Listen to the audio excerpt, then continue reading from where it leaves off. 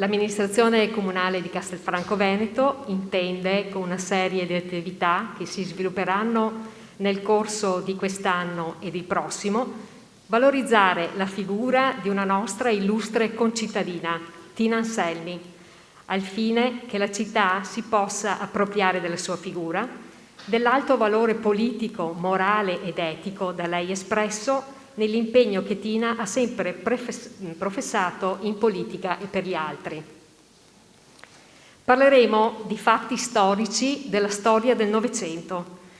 Parleremo di una persona che è vissuta fra di noi, che molti hanno avuto modo di conoscere, di parlarci assieme. Ricordo le domeniche, di solito dopo la messa, quando lei era sempre disponibile a soffermarsi con tutti e molto apprezzati erano i suoi punti di vista. Tina Anselmi è nata il 25 marzo del 1927 ed è mancata il 1 novembre del 2016 all'età di 89 anni. Conseguito il diploma di maestra, nel 1948 si laureò alla Cattolica di Milano e si dedicò all'insegnamento per 7 anni. L'esperienza giovanile, che ora i nostri relatori vi presenteranno, segnò profondamente Tina. Allora, in quel momento, Tina aveva 17 anni. Ed ecco l'headline della locandina. Capì allora che per cambiare il mondo bisogna esserci. Una frase che invito i giovani a tenere bene in mente. Tina Anselmi, dopo l'esperienza partigiana, milita nell'Azione Cattolica e nel sindacato della CGIL e della CISL. Conosce la politica grazie a Domenico Sartor, avvocato e intellettuale di Castelfranco, e sempre Sartor le chiese di occuparsi delle filandine e lei trovò naturale farlo.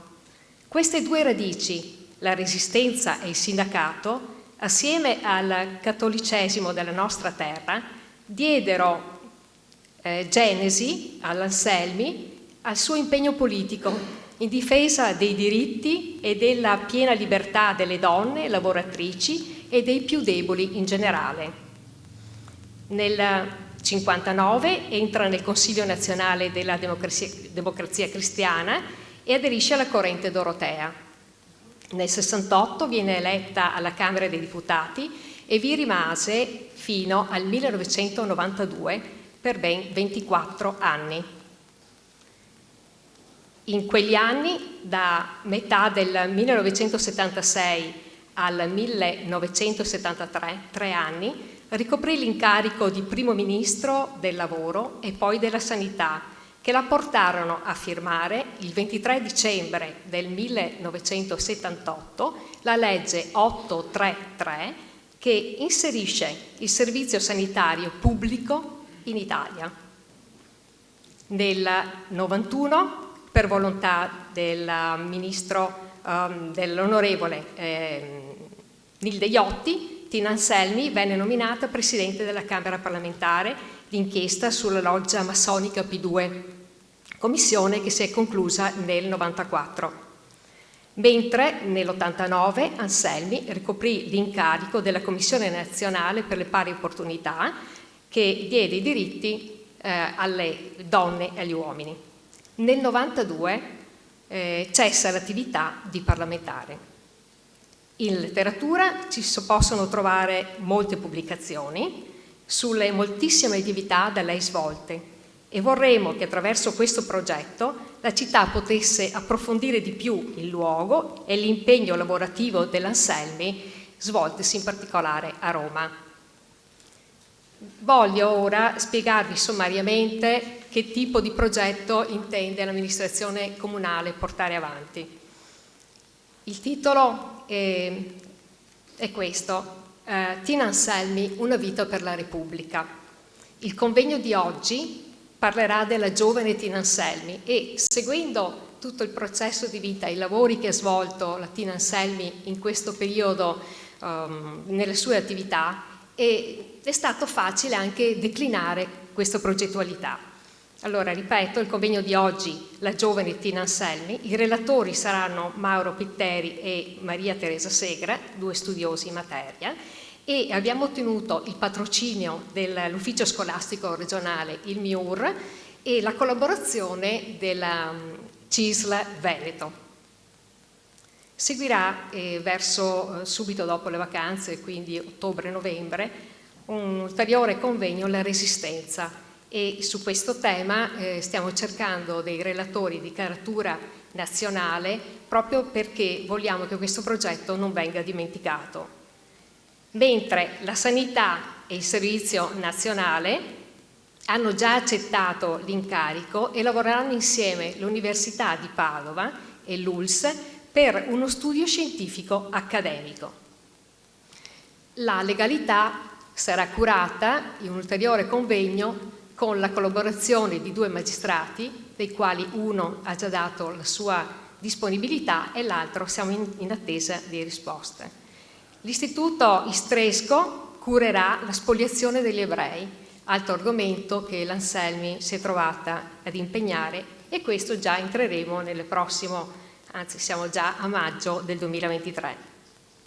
Poi è necessario anche conoscere il filo della vita di questa grande donna e per questo intendiamo dare vita ad una mostra che attraverso queste immagini iconografiche ci facciano capire il suo sviluppo e soprattutto anche e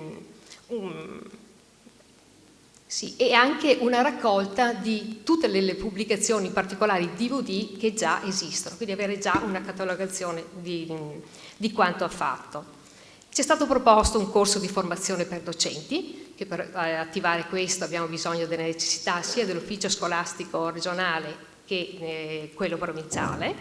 Abbiamo avuto un incontro con Claudio Nicola, che è il direttore amministrativo della Rai Cinema, e lui ci ha confermato che quest'anno, nella seconda metà del 2022, saranno eseguite le riprese e poi verrà presentata tutta una comunicazione tale che l'Anselmi avrà un risvolto nazionale, proprio verrà risvegliata questa figura.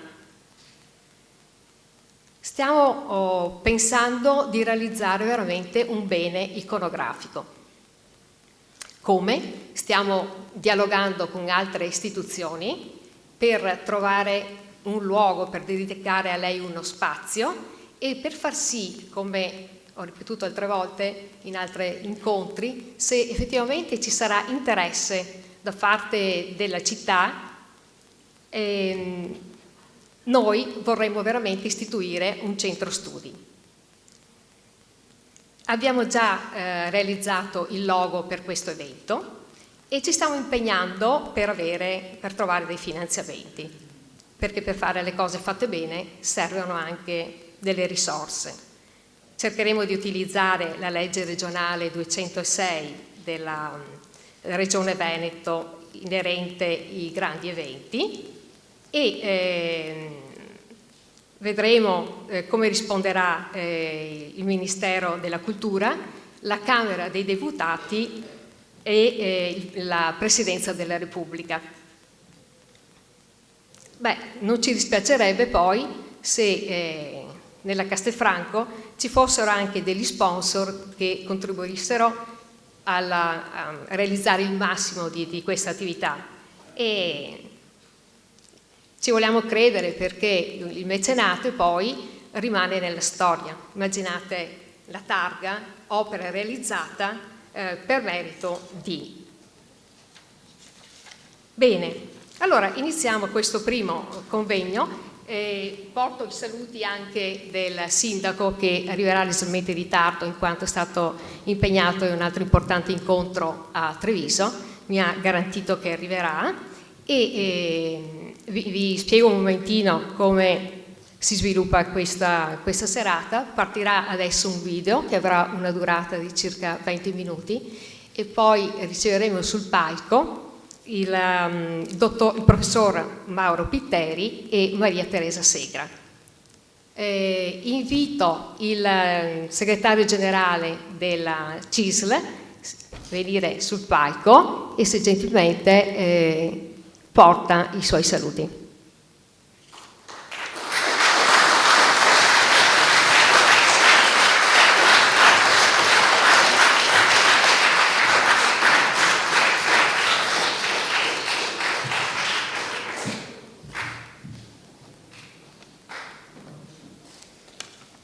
Grazie, buon pomeriggio a tutti.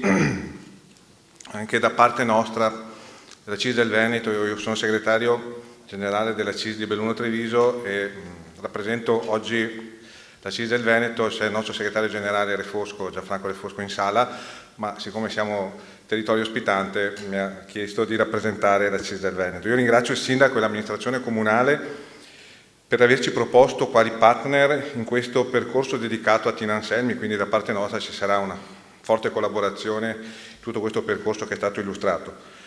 Non possiamo che apprezzare, sia come cislini che come cittadini italiani, tutte le iniziative mirate a commemorare e celebrare la grande figura di Tina Anselmi. Figura che noi della CISL abbiamo conosciuto molto bene. Credo che come CISL potremo dare, come stiamo già facendo, un contributo significativo per la valorizzazione e la riscoperta di questa grande concittadina che oggi tutti noi unanimemente riconosciamo come madre della patria. Lei è stata madre anche senza avere figli, perché come una madre curò i bisogni dei suoi concittadini, delle lavoratrici, dei lavoratori, dei più deboli. Lei è stata madre anche della nostra CISL, madre dei diritti delle donne, madre dei diritti dei più deboli. Dalla sua scomparsa la CISL del Veneto decise di dare avvio ad un ampio progetto storico e culturale dedicato a rendere onore e tenere viva la memoria della figura di Tina Anselmi, ma soprattutto del suo lascito morale e valoriale. Saremo capaci di onorare davvero la vita e la storia di Tina nella misura in cui sapremo praticare i valori che lei praticò per prima. In primis il valore della democrazia, della libertà, della legalità, della moralità nella vita pubblica, dell'alto senso dello Stato. Tina, subito dopo la liberazione, fu subito attiva nel mondo sindacale veneto, in particolare nell'area della provincia di Treviso e nella Castellana. Prima nella corrente sindacale cristiana della CGIL e poi nella neonata CISL, libera CGIL e poi neonata CISL. I rapporti con la CISL rimasero sempre molto importanti anche dopo l'assunzione delle cariche pubbliche e hanno anche ispirato alcune sue iniziative legislative in Parlamento assieme alla CISL. Lo abbiamo raccontato tra l'altro in un altro libro, sempre curato da Mauro Pitteri, che è La ragazza della bandiera, dedicato a Francesca Meneghin, che è stata sua strettissima amica, sodale e collaboratrice di Vittorio Veneto, ancora in vita Francesca Meneghin. In questo splendido teatro, tra l'altro il 9 novembre del 2018, abbiamo anche presentato la prima dello spettacolo teatrale La Scelta, che parla proprio delle tante iniziative e delle tante battaglie che Tina fece nei suoi anni giovanili. La scelta fu quella di esserci, di impegnarsi, quindi la scelta nasce da questa presa di posizione di Tina, che poi si traduce nella frase che è riportata nella locandina, che capì allora che per cambiare il mondo bisognava esserci, e quindi esserci per cambiare, che è diventato anche il titolo del congresso nazionale della CISL che si apre mercoledì prossimo a Roma, il nostro congresso nazionale. Non a caso lo spettacolo è tratto proprio dal libro, quindi lo spettacolo La Scelta di cui si parla oggi, la giovane Tina Anselmi, a partire da quella la scelta di entrare nella Resistenza, libro che ha ricevuto il personale apprezzamento del presidente Mattarella.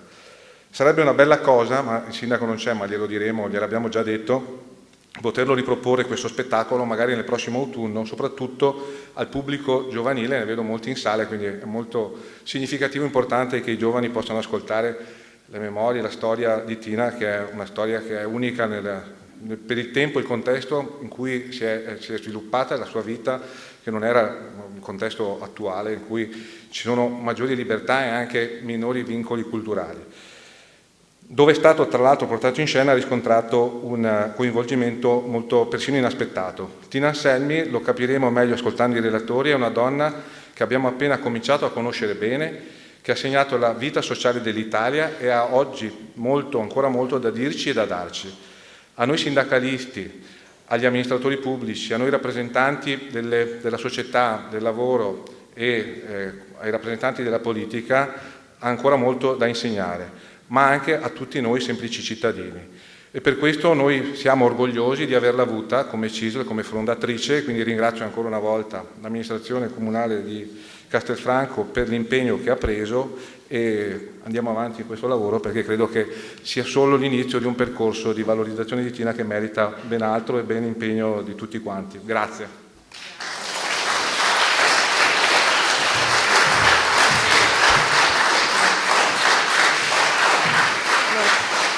Grazie segretario. E io alla regia darei il via per la prima parte di questo convegno. Grazie.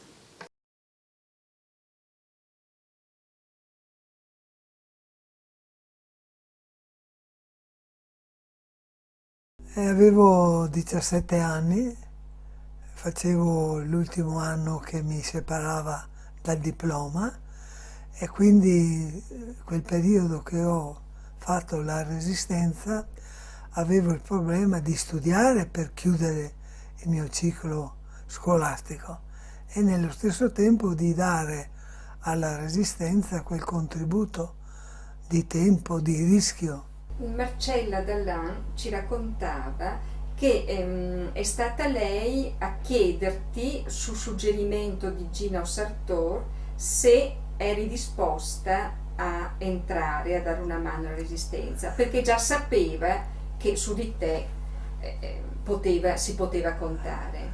E il colloquio è venuto proprio in quello spiazzo lì davanti alla mia casa e la Marcella mi domandò se io avevi accettato questo compito che era di rischio.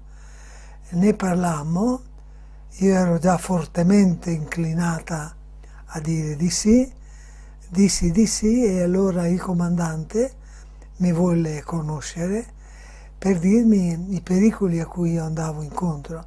Lui mi disse molto apertamente: se in qualunque delle missioni che compi sei presa, sei individuata, ricordati che ringrazierai il cielo se ti uccideranno, perché quello che pagate voi ragazze è un prezzo molto alto. Una ragazza di 17 anni, sentirsi fare un discorso di questo genere, cioè quindi un richiamo a una responsabilità molto alta. Ma c'era un forte sentimento che spingeva a finire la guerra, perché quello che noi vedevamo nei nostri paesi, anche qui se vi muovete vedete le lapidi dei ragazzi che sono stati uccisi, impiccati, bruciati vivi, quindi la spinta a cambiare questo corso degli avvenimenti era molto forte, prevaleva sulla paura e su altre considerazioni.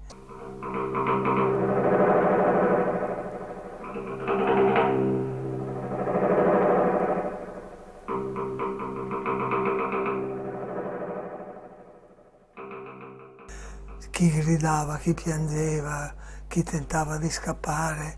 Pensiamo che noi eravamo le più grandi e avevamo 17 anni, ma c'erano quelli che avevano 10 anni, 11 anni, bambini, che di fronte allo spettacolo degli impiccati inorridivano. È terribile vederli impiccati. Terribile. Hanno portato anche le classi delle elementari. Come? Anche le classi delle elementari? Sì, tutte le scuole. Tutte le scuole. Poi, dopo che ci hanno fatto vedere gli impiccati, siamo state lasciate libere di tornare a scuola e a casa. Naturalmente in classe ci fu uno scontro fra di noi, fra quelle che dicevano che era giusto quel che facevano i tedeschi e i fascisti perché si disubbidiva alle leggi, e chi di noi diceva che l'obbedienza allo Stato non poteva arrivare all'uccisione di questi giovani che, essendo stati presi come ostaggi, non avevano non avevano nessuna colpa per fatti specifici.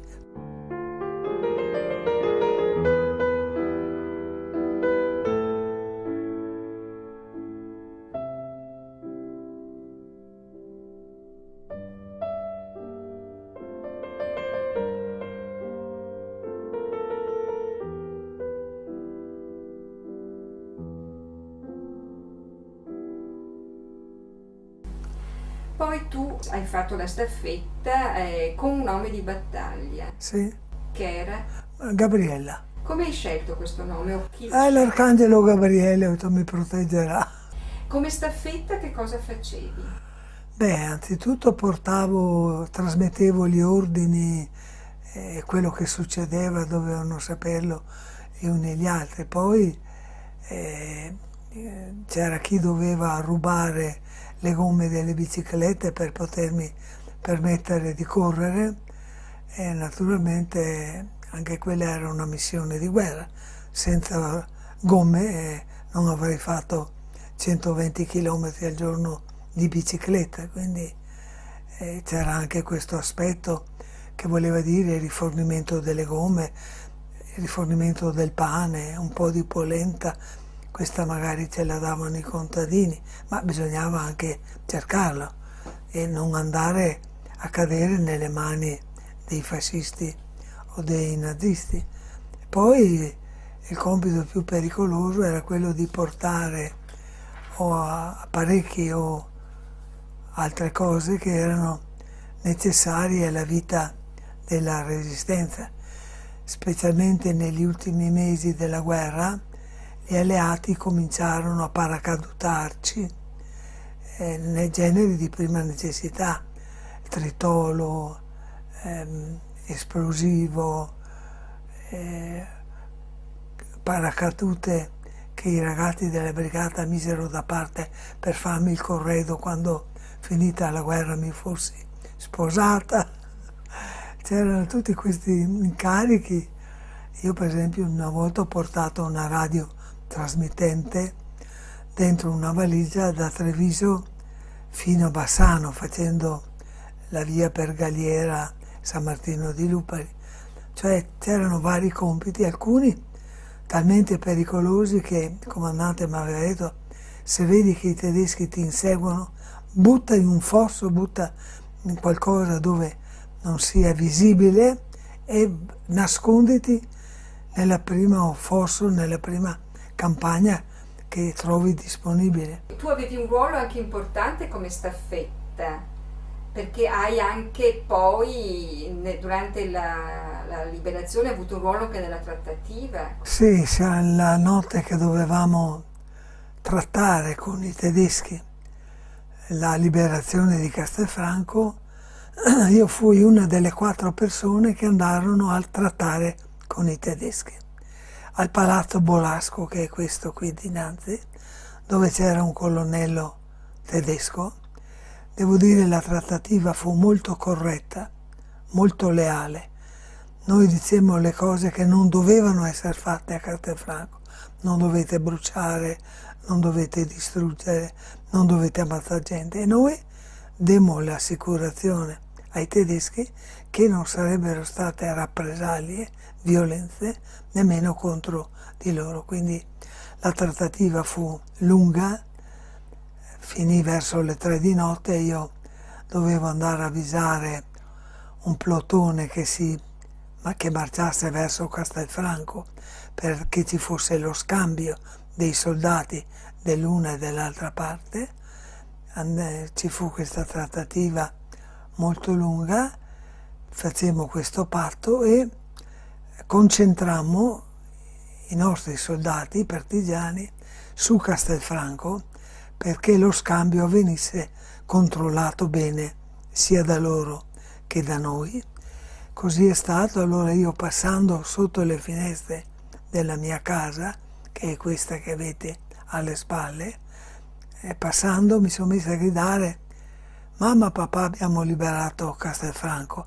Loro non sapevano che io ero partigiana e quindi hanno cominciato a dire: fermati, dove vai? Abbiamo liberato Castelfranco. Non mi fermai, andai a chiamare il plotone e alla notte, quando il comandante aveva disposto le guardie, vidi un'ombra alta in mezzo alla piazza di Castelfranco. Alto là, chi va là? Questo non aveva la parola d'ordine e io gli misi la rivoltella sulla schiena e dissi: vada avanti fino al comando, che era nella casa di un avvocato in piazza Giorgione. E quando aprivo la porta e c'era la luce, vidi che era mio padre. E qua mi fa, dice, cosa fai tu qua? Cosa faccio io? Tu cosa fai qui che devi essere con la mamma, chissà quanta paura avrà. Insomma ci rimproverammo, ma fu una barzelletta perché mio padre, che era socialista durante il fascismo e quindi era antifascista, quando c'erano feste fasciste andavano in farmacia e lo costringevano a bere l'olio di ricino. Quindi mio padre ce l'aveva a morte con i fascisti. E poveretto, il primo giorno della liberazione capita che lo arresto io. Quindi fu una cosa molto... E tu eri armata? Sì, ero armata, avevo una rivoltella piccola, ma l'avevo. Ma l'ordine era non sparare se non c'è veramente l'alternativa. Come mai ti hanno chiesto di partecipare alla trattativa? Tu non eri una ragazza di 17 anni? Forse per dare più fiducia ai tedeschi, la delegazione nostra era fatta dal comandante, dal sacerdote della brigata, da una nostra amica che faceva il doppio gioco, La Liliana Saporelli. la Liliana Saporelli. Lei faceva proprio il doppio gioco nella sua villa, ospitava i tedeschi, faceva preparare belle cene, era tutta una mascheratura che le permetteva di ospitare i tedeschi senza che questi pensassero che lei era dentro il movimento partigiano. E lei vi forniva delle Notizie molto importanti.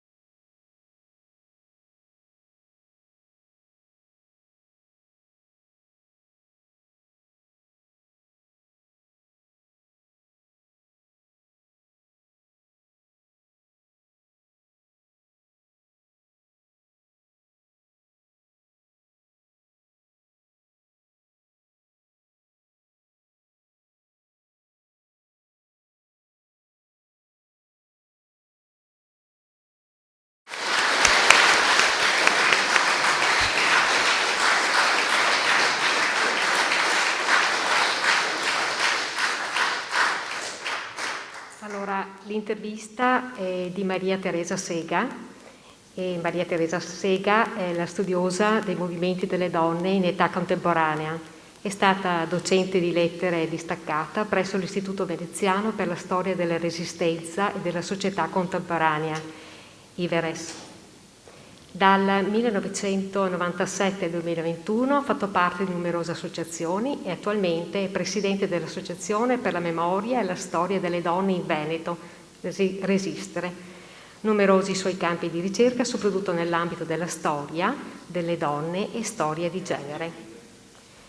Ha attivato numerosi saggi, tra cui con Luisa Bellina, Tra la città di Dio e la città dell'uomo, donne cattoliche della resistenza veneta, uscita nel 2004 con la prefazione di Tina Anselmi.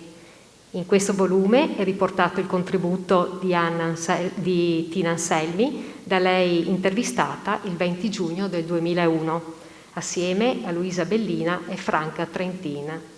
Attualmente coordina un gruppo di ricerca a livello regionale veneto con il Lungo 68 delle ragazze, che ha avviato una raccolta di testimonianze orali, materiali, che ha permesso di realizzare lo spettacolo di racconti e canzoni con le parole Il luogo 78 delle ragazze.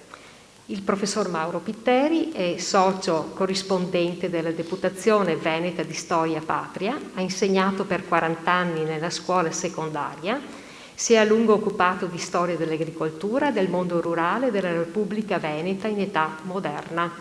Ha al suo attivo numerose storie di paese, ha studiato acque, mulini, confini territoriali, beni comunali. Dal 2010 ha iniziato a collaborare con la CISL Veneto in occasione del 150° dell'Unità d'Italia, pubblicando con la CISL i diari del Risorgimento, della Grande Guerra e dell'Unione del Veneto.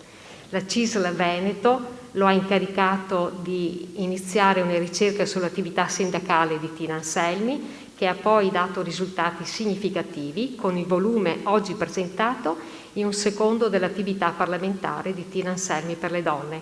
Per la CISL di Treviso ha curato la bibliografia della sindacalista amica di Tina Anselmi.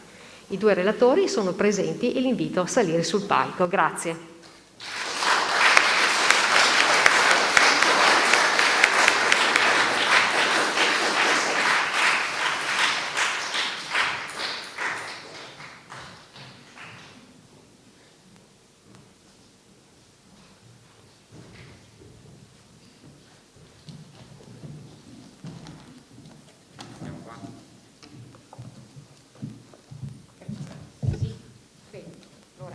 Prende la parola la dottoressa Sega e noi vi ascolteremo con grande attenzione. Prego.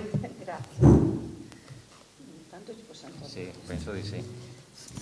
Sì, innanzitutto ringrazio il Comune di Castelfranco, la CISL Veneto per l'invito, per questa occasione, sempre importante per noi parlare di Tina Anselmi e tutti voi che siete qui. E saluto ovviamente la famiglia, le sorelle carissime di Tina. Io brevemente parlo di Tina partigiana della Resistenza. Avete visto questa intervista. Questa intervista è stata realizzata nel 2004 quando decidemmo di fare un film sulle donne e la Resistenza in Veneto, che poi è stato presentato nel 2005, intitolato I giorni veri, che è una citazione di Giovanna Zangrandi, Le ragazze della Resistenza, in un convegno che organizzammo a Venezia su donne e resistenza in Veneto, al quale parteciparono tante delle partigiane, ancora allora ce n'erano ancora molte viventi, molte nostre testimoni, perché da qualche anno avevamo iniziato anche in Veneto a raccogliere testimonianze orali di partigiane per poter raccontare la loro storia, perché in particolare per quanto riguarda le donne non sono sufficienti le fonti tradizionali, diciamo, le fonti d'archivio, spesso anzi sono occultate le partigiane in queste fonti, e quindi abbiamo raccoltato molte testimonianze. In quell'occasione nasce l'associazione Resistenze in memoria e storia, che si occupa di memoria e storia delle donne in Veneto, proprio perché ci era sembrato che dovesse avere una continuità, un seguito, quel bellissimo incontro tra le partigiane e noi ricercatrici e anche ragazze più giovani. E Tina, quindi, noi la consideriamo una socia fondatrice della nostra associazione, e è stata anche presidente onoraria, l'abbiamo nominata, poi lei è stata anche presidente onoraria dell'Istituto Nazionale per la Storia del Movimento di Liberazione. In quegli anni lì lei veramente portava la memoria della Resistenza dovunque, nelle scuole, era molto attiva, molto impegnata. Ma in realtà noi avevamo incontrato, io e Luisa Bellina, di cui sentite la voce nel film, avevamo incontrato Tina Anselmi qui a Castelfranco con Franca Trentin, l'allora presidente dell'Istituto della Resistenza di Venezia, perché per suo impulso, per impulso di Franca, io e Luisa iniziammo questa ricerca sulle partigiane cattoliche, perché erano state abbastanza, come dire, dimenticate, loro stesse magari non avevano raccontato. E quindi venimmo ad incontrarla a casa sua. È stato un bellissimo incontro, vi immaginate queste due donne anche con storie politiche diverse, però entrambe avevano fatto la Resistenza, si intesero subito E poi fu Tina che ci indicò anche altre, per esempio Marcella Dallan, altre che poi andammo a intervistare, e questa intervista che raccogliemo fu pubblicata nel libro che avete citato, Tra la città di Dio e la città dell'uomo, donne cattoliche nella resistenza veneta. Ecco, questo per dirvi un po' insomma il contesto nel quale è nato questo rapporto con Tina Anselmi e queste fonti che abbiamo raccolto. Io dirò brevemente, allora, perché molte cose le conoscete della storia resistenziale di Tina, alcune le avete sentite raccontare qui. Io mi soffermerò sul significato che ha avuto la partecipazione alla resistenza per Tina Anselmi e attraverso di lei e per tutte le altre, diciamo. Dunque, lei donna, ragazza, giovanissima, 17enne, cattolica.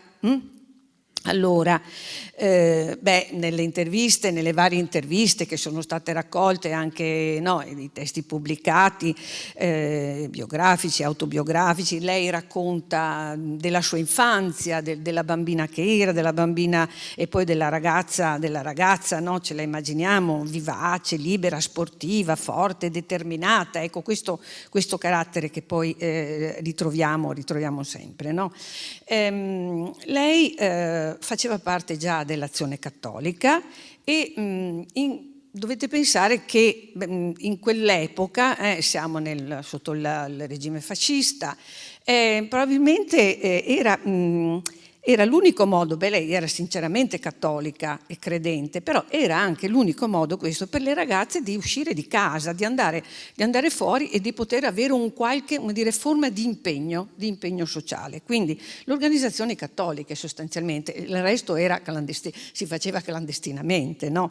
Ecco, quindi di impegnarsi e di essere attive, cosa che chiaramente un impulso che Tina ha avuto da sempre. Credo che abbia avuto anche dei bei modelli, questa nonna straordinaria con la quale tra l'altro lei aveva un rapporto particolare, dormiva insieme, la madre, il padre antifascista, il padre tra l'altro laureato in farmacia, farmacista, antifascista, socialista, anche bello questa, la figura del padre socialista, della madre, probabilmente dalla componente femminile della famiglia, assorbito soprattutto, credo, la fede. Ecco, e lei si impegna appunto con l'amica Marcella Dallan, si impegna già allora. E che cosa organizzano queste ragazze? Organizzano una biblioteca per le operaie, perché c'era una fabbrica che in tempo di guerra aveva assunto appunto ragazze, no? E loro avevano avvicinato queste ragazze e avevano organizzato una biblioteca, quindi per consentire a loro di leggere. Quindi è tramite l'amica Marcella Dallan che lei entra nella resistenza. Guardate, questo lo sottolineo, abbastanza interessante, perché non è l'unica. Lei lo fa all'insaputa dei genitori. Sì, c'erano nella resistenza le famiglie resistenziali, cioè in cui l'intera famiglia partecipava, e quindi di fatto anche i figli, anche i bambini e bambine. Ci sono nostre testimoni che all'epoca erano bambine e avevano un ruolo non secondario, perché erano insospettabili, quindi magari facevano le vedette, no? Portavano messaggi, eccetera. Famiglie resistenziali che sono considerate proprio dei nuclei resistenziali, tra l'altro famiglie nelle quali si trasmetteva l'antifascismo, no? Nelle famiglie antifasciste come la sua, tra l'altro. No, lei entra così, entrano ci sono questi rapporti d'amicizia che sono importanti, e qui sono ragazze che fanno questa scelta, che decidono di entrare, si passano parola, e quindi è l'amica Marcella che la porta dal comandante Gino Sartor, che era il fratello di Domenico Sartor, poi entrambi diventeranno tra l'altro sindaci di Castelfranco, no? Due figure preeminenti, importanti sia nella resistenza che dopo che nella politica, cattolici, che era il comandante della brigata autonoma Cesare Battisti, in maggioranza formata da cattolici ma non solo. E tra l'altro racconta Tina come il comandante Sartor si tenesse molto al fatto che in quel momento, in quel contesto, le differenze politiche andavano smussate, no? Cioè si combatteva insieme e quindi non andavano accentuate le appartenenze politiche e le divisioni. Quindi è l'insaputa della famiglia e questa è la scelta. Voi avete intitolato giustamente la scelta, no? Lo spettacolo. Pensate all'importanza, no, di questa scelta per una ragazza di 17 anni, per quanto così vivace, desiderosa di fare qualcosa, eccetera, no? Esserci per cambiare, appunto, no? Questa scelta è innanzitutto una scelta che nasce dal desiderio di avere un ruolo attivo, di non stare, come dire, ad aspettare, no? di non restare nell'attesa, ma di fare qualcosa sostanzialmente, ecco, esserci per cambiare.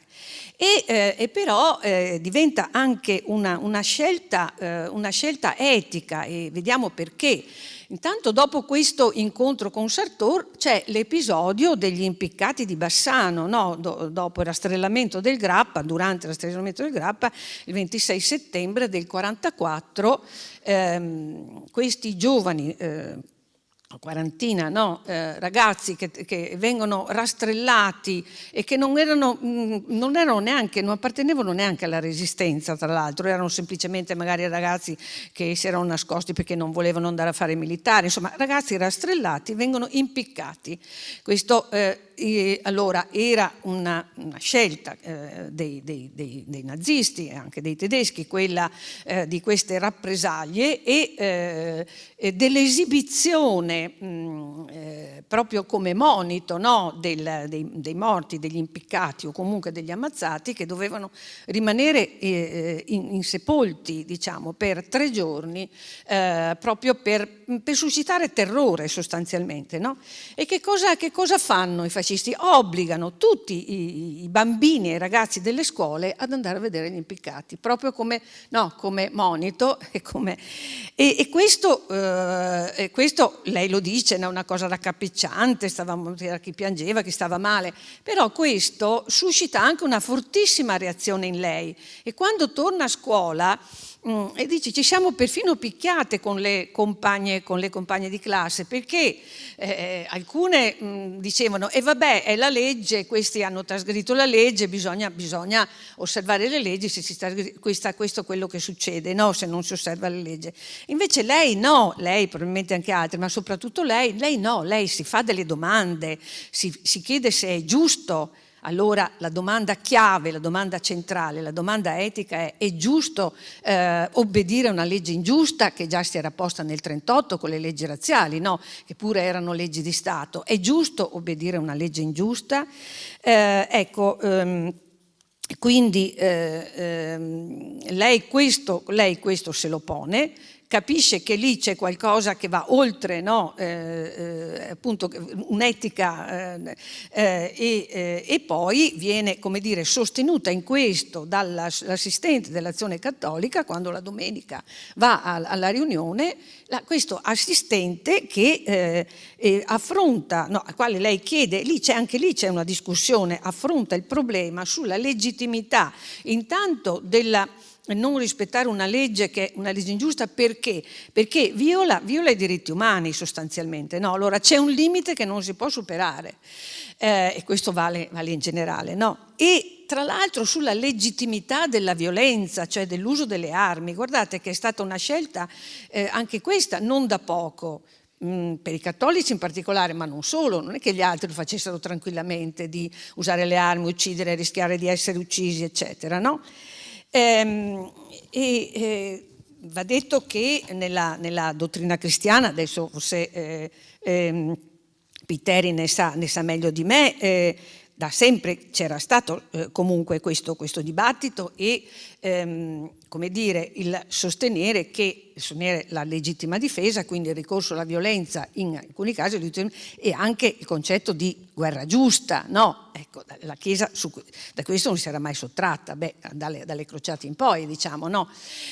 Ma per dire già durante prima della Prima Guerra Mondiale la divisione tra interventisti e non interventisti o neutralisti aveva diviso anche i cattolici perché molti di loro erano invece interventisti, come per esempio l'Antonietta Giacomelli, una importante figura cattolica che però era interventista. Quindi capite, è un dibattito molto importante e tra l'altro scrive Tina nell'intervista che fa, no, con Anna Vinci, dice consapevoli di poter morire e noi volevamo vivere, di poter uccidere ma non volevamo uccidere. Ecco, capite questo dilemma. E quindi la scelta comunque di partecipare alla Resistenza con tutto quello che comportava. Va anche detto che molti cattolici hanno partecipato attivamente alla Resistenza, a tutti i livelli, dalle staffette ai partigiani, ai comandanti, ma ecco, se mi chiedete se era una scelta della Chiesa o in generale, no, era una scelta individuale.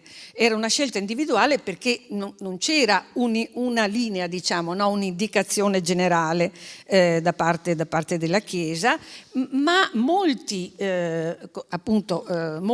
parroci, molti assistenti dell'Azione Cattolica o della FUCI e anche vescovi sostenevano l'ingresso nella Resistenza, lo sostennero e vi parteciparono, vi presero parte. Rimane comunque sempre una scelta individuale, diciamo, anche nel modo con cui si fa la Resistenza, perché, ecco, dice Tina, no, era un interrogativo, lo scrive nell'introduzione al nostro libro Tra la città di Dio e la terra del Duomo, no?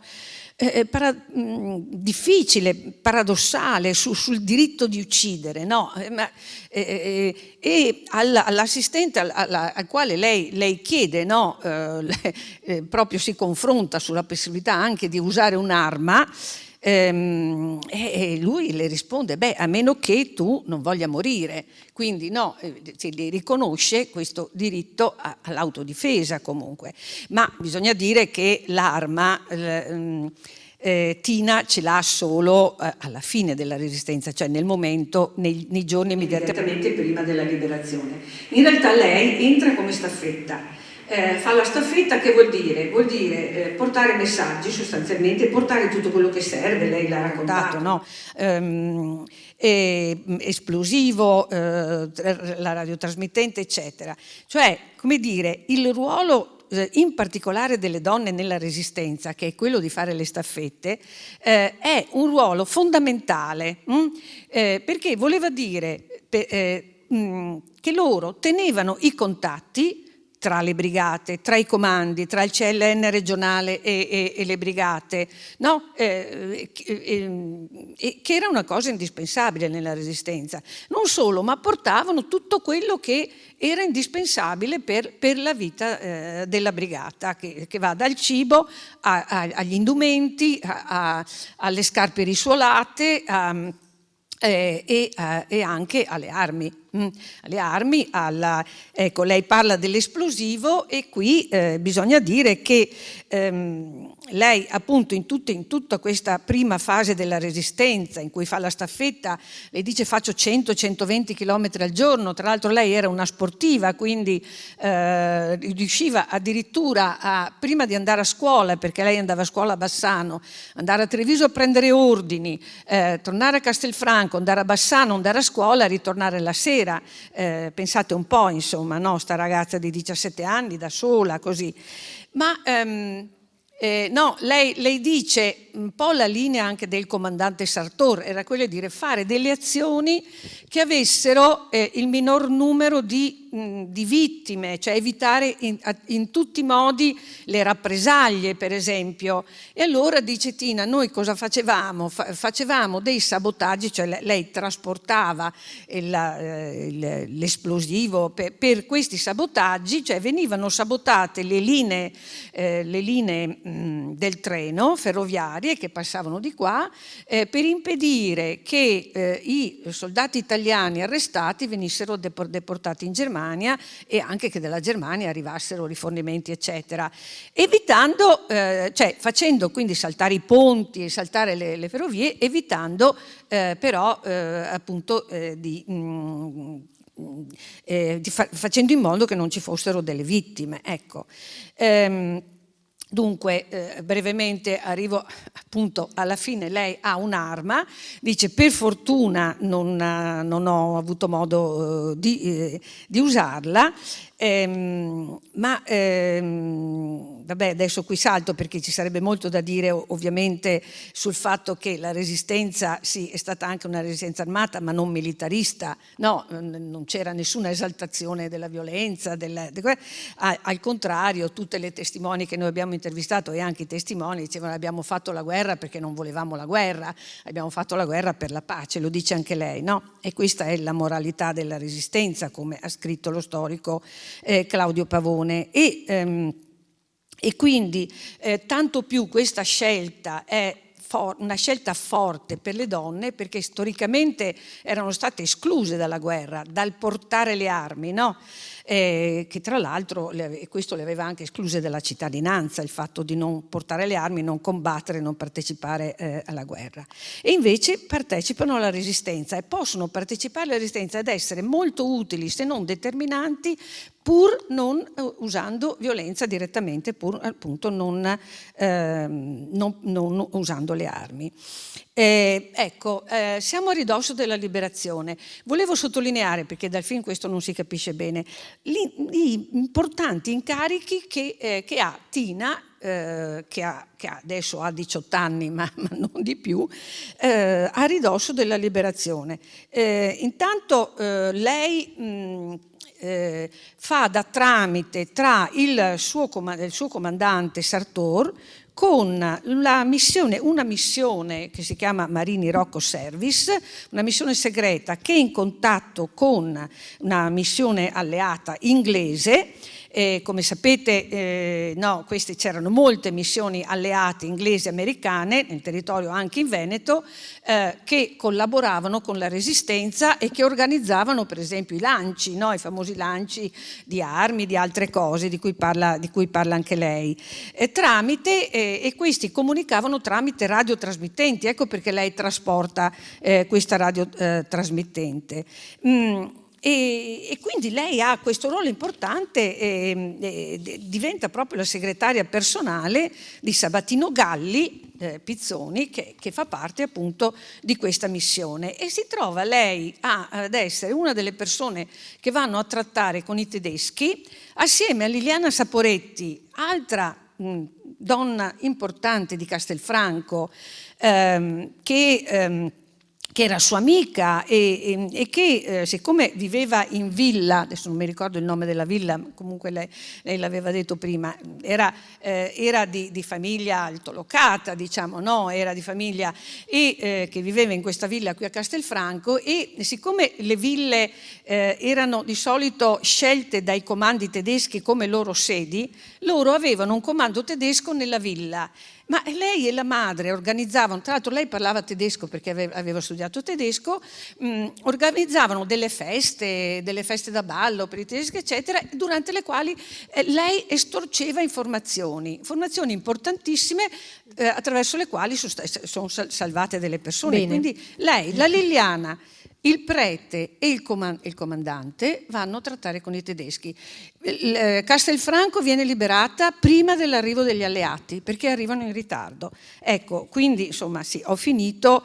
Direi che queste immagini, queste fotografie che avete visto anche nel film del 4 maggio, il giorno in cui appunto a Castelfranco c'è la cerimonia della liberazione, Liliana Saporetti, Tina Anselmi accanto al comandante Sartor e ai comandi alleati, questa fotografia dice tutto su su cosa è cambiato e su che cosa sta cominciando lì, perché è un po' come dire una rappresentazione anche di quello che sarà il dopo, cioè di una presenza delle donne, le ragazze, delle donne in generale, il loro ingresso nella storia della Repubblica e nella politica, come farà Tina. Bene, Grazie.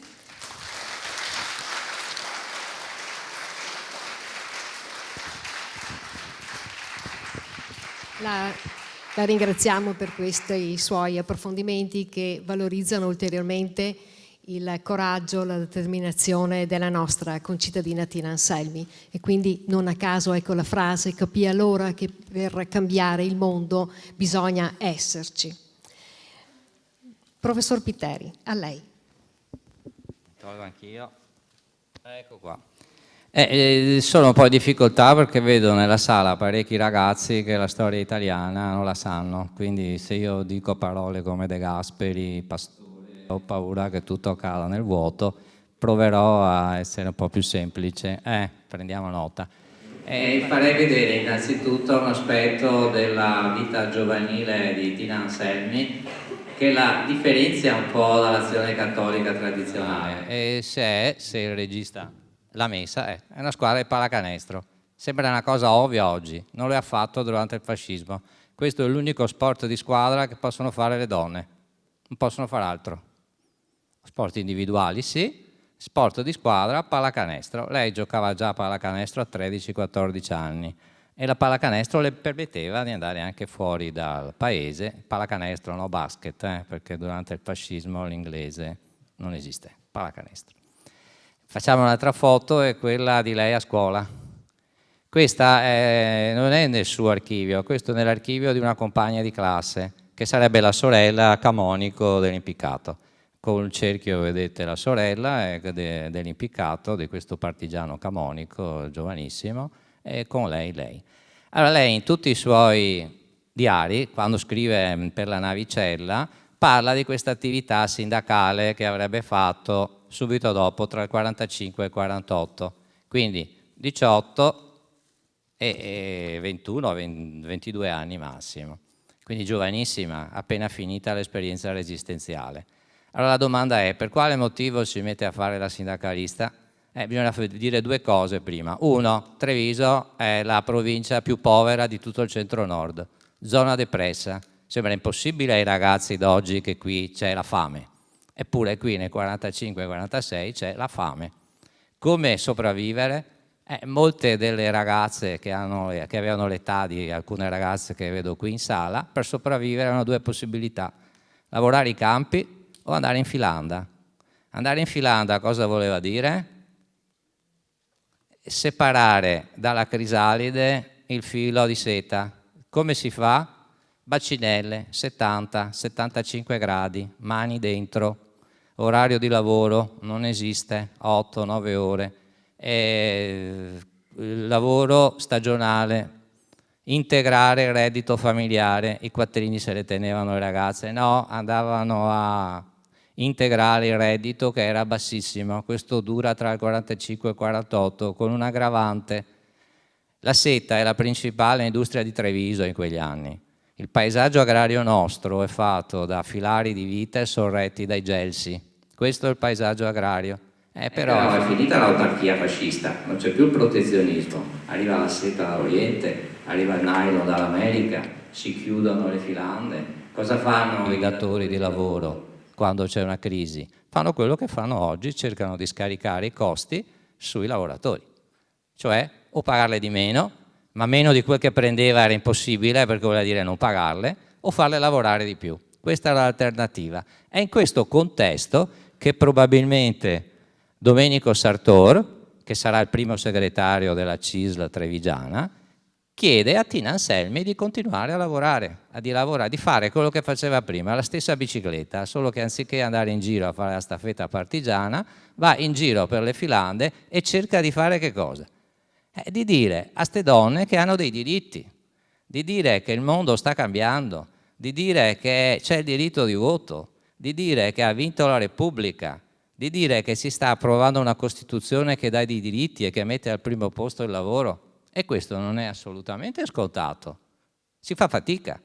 Perché? Perché i datori di lavoro chiudono le filande, li lasciano a casa, cominciano a dire che queste non sono lavoratrici vere. E anche se lo sono, una delle prime cose che poi segnerà tutto il suo percorso, perché parte da qui. Allora vi dico cosa prendeva un operaio in un'ora: uomo 19 lire, donna 12, eppure facevano la stessa ora di lavoro. Per quale motivo? Perché le donne devono essere pagate di meno, è ovvio, sono donne. e se andiamo sempre più in basso continua così. Quindi le prime lotte sono sempre queste.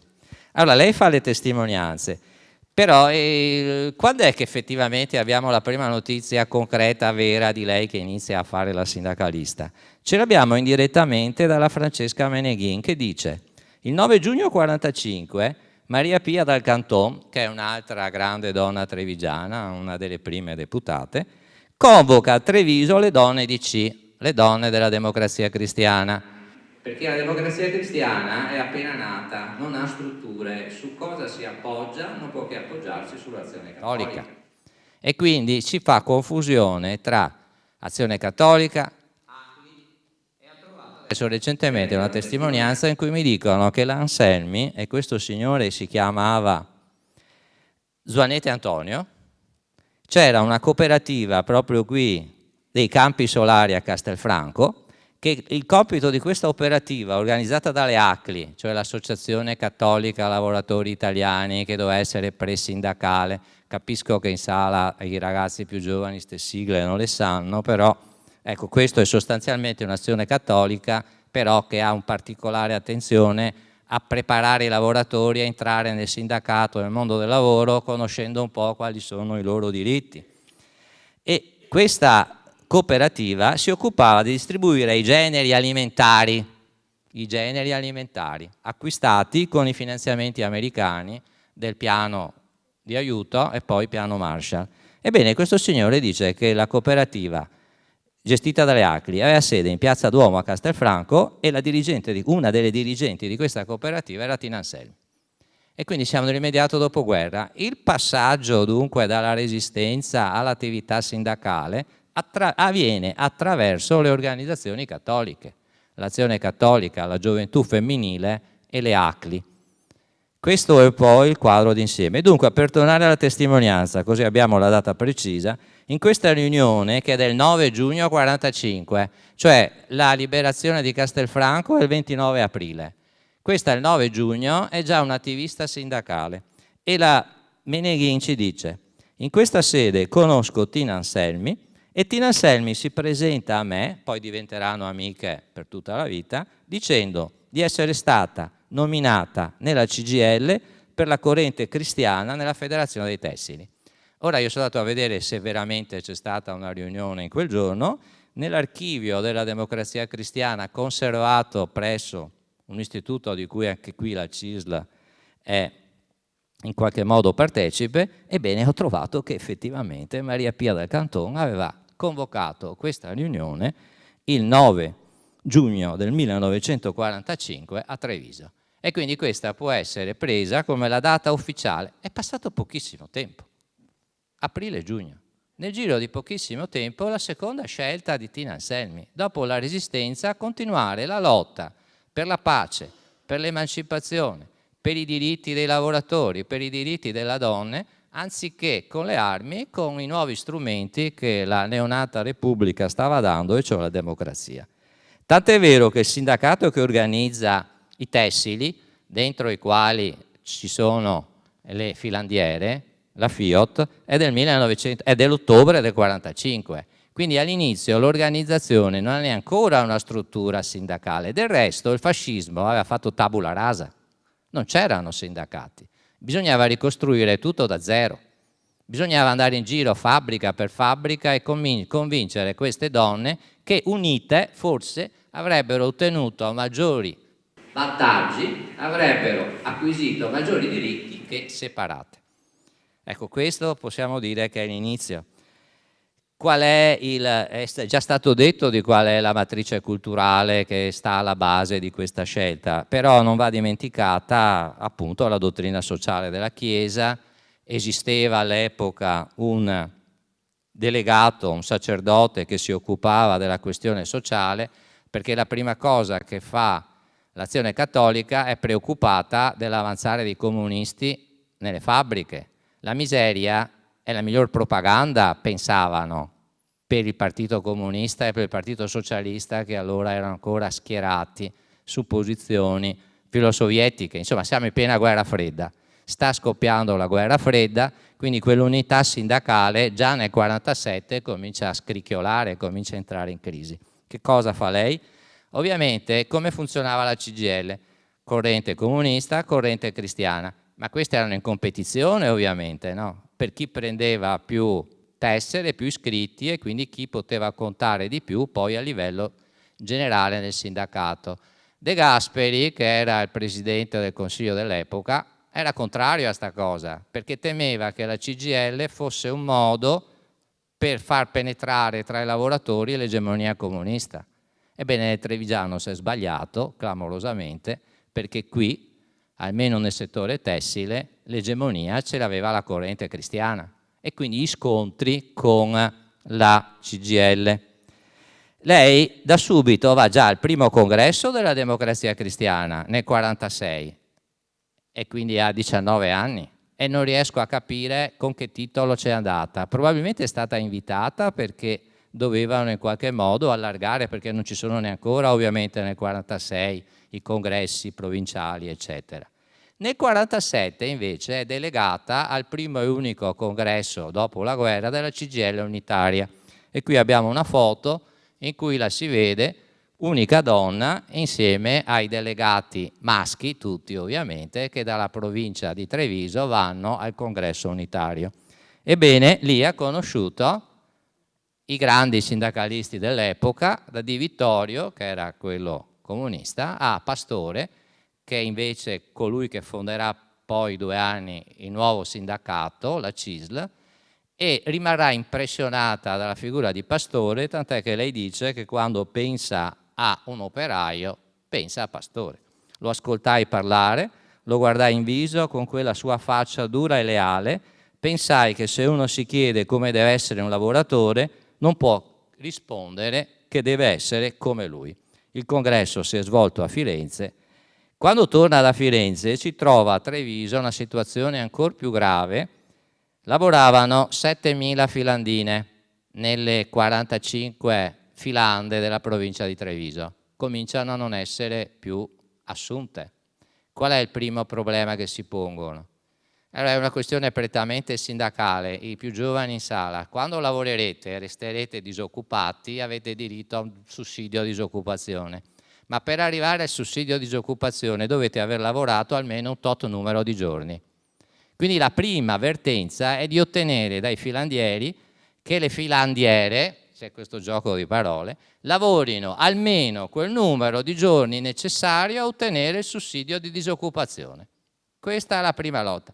Per farlo sono disposte a lavorare un'ora in più.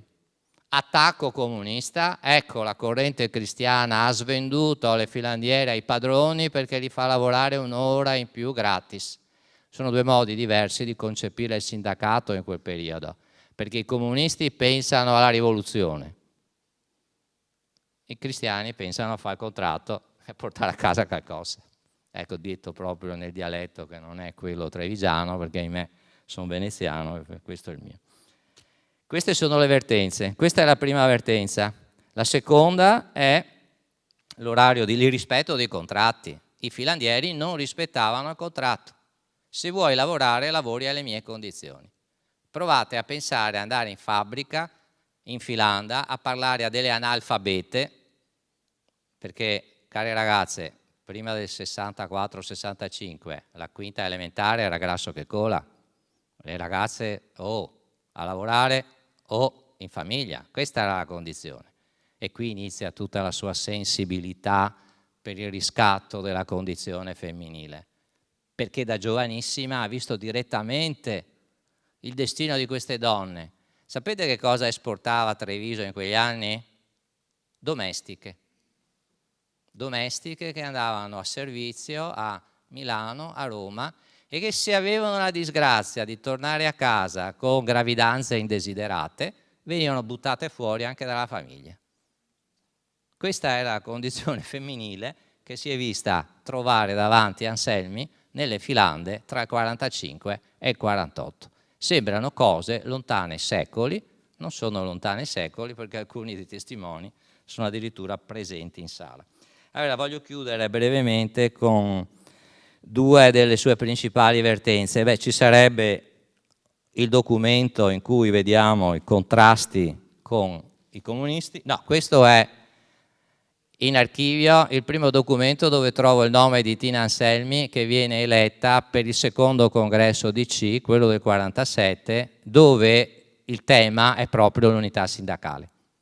Perché tra poco ci sarà l'attentato a Togliatti e dopo l'attentato a Togliatti, per i giovani in sala, Togliatti era il segretario del Partito Comunista, gli sparano dopo le elezioni, per fortuna non muore, il paese evita la guerra civile, però avviene la rottura sindacale perché la CGIL aveva proclamato degli scioperi politici proprio per protestare contro l'attacco a Togliatti e nasce la Libera CGIL, che sarebbe la corrente cristiana che si fa autonoma, di cui parlavamo prima. Ebbene, questo è il documento e lo vedete i voti che prende e va al congresso DC con questi voti. È il primo documento che io personalmente ho trovato dove c'è il nome di Tina Anselmi, quindi non solo testimonianze orali che possono avere delle sfasature del tutto legittime, no? Nella memoria di chi racconta. Qui invece abbiamo una prova scritta. Il secondo è l'attacco che gli fa il lavoratore della Marca, che era, eccolo qua, che era il quotidiano del Partito Comunista di Treviso. La signorina, e anche qui, perché se gli avversari citano proprio la signorina Tina Anselmi, vuol dire che aveva un ruolo importante, anche se lei non è mai stata segretario provinciale dei tessili, ma segretaria mandamentale, cioè del mandamento di Castelfranco, perché all'epoca non c'erano le province, all'interno delle province c'erano i mandamenti. Due sue azioni di lotta, e una è qui a Ramon di Loria, una serrata padronale perché il padrone diceva, lo chiamo padrone ma sarebbe più giusto dire, chiamiamolo come lo chiamavano all'epoca, padrone. Non gli conveniva più filare, chiude la filanda, allora Anselmi guida queste 90 filandiere, entrano in fabbrica e continuano comunque la produzione. È il secondo caso di occupazione di una fabbrica nel Trevigiano. Quindi quando qualcuno sostiene che la corrente cristiana non era combattiva, dovrebbe andare a rileggersi un po' di documenti, perché almeno in provincia di Treviso la corrente cristiana, poi la Libera CGIL, ha dato del filo da torcere come ai padroni.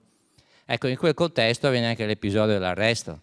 Guida le filandine a protestare, le filandiere sarebbe più giusto dire, a protestare in prefettura, siccome occupano la strada, viene arrestata per interruzione del servizio pubblico. Beh, l'arresto dura poche ore perché il parroco alla testa delle filandiere vanno dal prefetto e esigono la sua immediata scarcerazione. Poi termina la sua attività sindacale e qui abbiamo una testimonianza importante fatta da Lorenzo Cadamuro.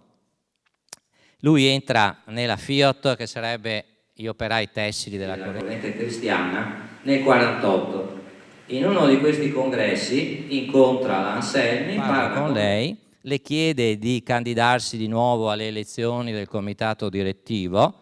Siamo proprio alla vigilia della scissione sindacale, quindi è ancora unitario, ma lei le dice di no e Cadamuro riporta questa sua frase, perché aveva preannunciato degli impegni. E qui c'è tutto un discorso da fare. Il sospetto mio, in base alle testimonianze dopo, che abbia avuto dei problemi personali di natura privata, legati forse a sue vicende sentimentali, che poi sono finite tragicamente perché le sorelle qui presenti ad altre storiche hanno comunicato che il suo primo amore, che era questo Nino Acoleo, poi morì di tisi. Doveva laurearsi, voleva intraprendere la carriera di maestra. Però ci dice Cadamuro che ha continuato ancora per alcuni mesi a occuparsi delle filandiere, nonostante, dice lei, le mie responsabilità di partito e di sindacato aumentassero di giorno in giorno. Che lei non abbia mai abbandonato, perché abbiamo un buco nero nella sua storia e la sua attività di maestra non è ben documentata, dovremmo fare delle ricerche per capire dove ha fatto la maestra, però non ha fatto solo la maestra, in realtà ha continuato nel movimento femminile della Democrazia Cristiana. Vi chiudo con questa ultima testimonianza di Cadamuro, che nel frattempo è diventato segretario del SILT, il sindacato nato nella Libera CGIL, deve andare a Roma per contattare il Ministero del Lavoro, perché ha bisogno di chiarire contrattualmente, perché in quel momento lì la provincia di Treviso era la più importante, se non l'unica in Italia che organizzava ancora le lavoratrici delle filande. Ebbene, Cadamolo dice che per organizzare il suo anno a Roma, è intanto per risparmiare soldi, perché i sindacati hanno sempre pochi soldi, approfitta dell'anno santo per andare a Roma come pellegrino, quindi siamo nel 1950. E chi è che a Roma gli organizza il contatto con il sottosegretario al Ministero del Lavoro, che in quel momento è un altro grande cattolico, che è Giorgio La Pira, grande pacifista? Giorgio La Pira è uno di quelli che andava per la pace in Vietnam, andava a parlare con il Cremlino. Vabbè, chi è che glielo organizza questo incontro? Glielo organizza Tina Anselmi. Grazie.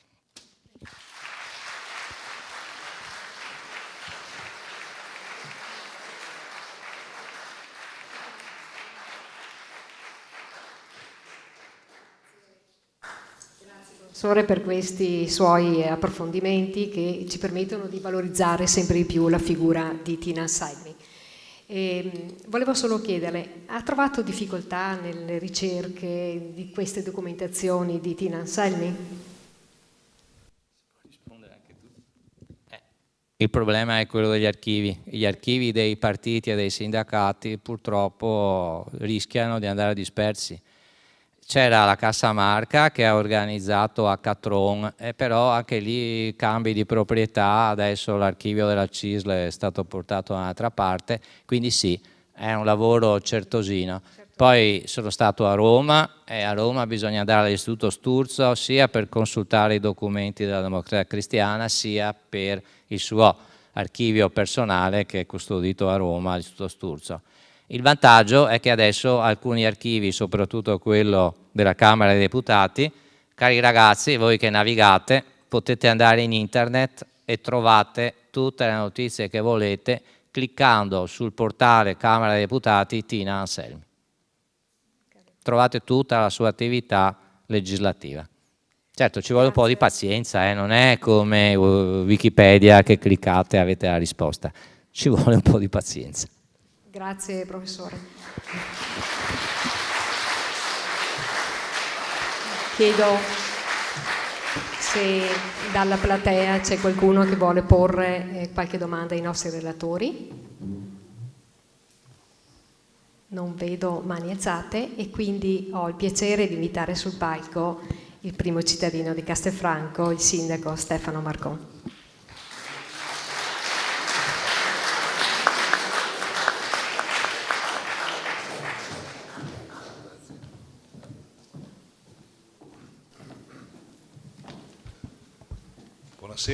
Buonasera a tutti e grazie della presenza bella, numerosa. Grazie agli storici. Un saluto alla famiglia Anselmi presente e un saluto e un ringraziamento lo voglio fare a Mary Pavin, alla consigliera che ho incaricato di questo progetto di valorizzazione della figura di Tina Anselmi.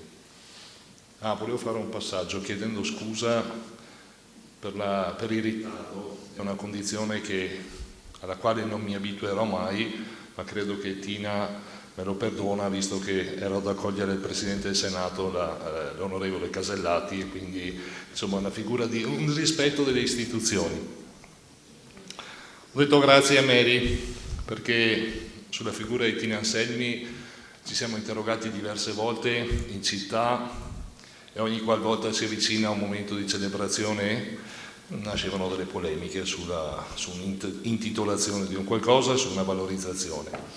A me il progetto, così come l'ha presentato, è piaciuto subito, tantissimo, perché la finalità di questa serie di convegni è quella di rendere memorabile Tina Anselmi a Castelfranco e che il suo nome venga associato sempre alla città che le ha dato i natali e che venga diffusa la sua azione, il suo percorso politico, il suo percorso di sindacato, il suo percorso di staffetta nella resistenza. I filoni del lavoro, della sanità e della legalità sono i tre capisaldi di questa progettualità che mi porterà a Cagliari nel prossimo fine settimana non so se le sorelle sapevano, ma al comune di Pula intitolano una piazza, e quando siamo partiti con questo progetto c'è stato un tam-tam che ha visto avvicinare molte amministrazioni a livello nazionale a Castelfranco Veneto, perché Tina Anselmi viene celebrata. Ne viene ricordato insomma il suo percorso, il suo essere prima come ministro, nel suo lavoro da ministro rispetto alla sanità, nell'essere stata presidente della commissione P2, e quindi credo che al termine di questo percorso, indipendentemente da cosa andremo a individuare per onorarne la memoria a Castelfranco, l'azione che stiamo facendo la sta rendendo memorabile, la associerà a Castelfranco. Ringrazio la CISL con i suoi rappresentanti presenti qui in sala per aver sposato sin dall'inizio questa progettualità e di aver sentito un'amministrazione, penso di poter dire, vicina e crederci in questa azione. Lavorando di concerto, lavorando in squadra, io penso che i valori di Tina, ormai confidenzialmente la chiamiamo così, siano valori che poi si entrano dentro alle nuove generazioni, anche quello della pazienza, perché faceva riferimento prima alla pazienza di star qui ad ascoltare piuttosto che andare in internet, no? Oggi in tempi di velocità, il saper stare insieme, saper ascoltare per un'oretta questi aneddoti anche della Resistenza, che sono aneddoti che verosimilmente la mia generazione si è sentita raccontare dai propri nonni. La generazione che mi sta succedendo, quella dei miei figli, non ha avuto questa opportunità, e il territorio come il nostro, in diversi ruoli, ha avuto quasi tutto un'esperienza di resistenza. Tante sono le famiglie che hanno dato il proprio contributo a quel momento storico che ha trasformato poi l'Italia da monarchia in repubblica, che ha messo la fine alla parola nazifascismo e che forse purtroppo è attuale, perché con la guerra che abbiamo in Ucraina e in Russia, con la resistenza che stanno facendo là, verosimilmente alcune storie che noi stiamo ascoltando e che pensavamo non aver più bisogno di sentire, di non aver più avuto modo di sentire, verranno raccontate a nuove generazioni, ma verosimilmente animate da quella voglia di uscire da un sistema di ingiustizia, da combattere l'invasore, perché c'è un orgoglio nazionale che viene sempre a galla nel momento in cui si tocca il fondo. E questo viene se ci sono valori fondanti positivi. E le giovani generazioni, a mio modo di vedere, ce l'hanno ancora. Grazie ancora e alla prossima. Buona giornata.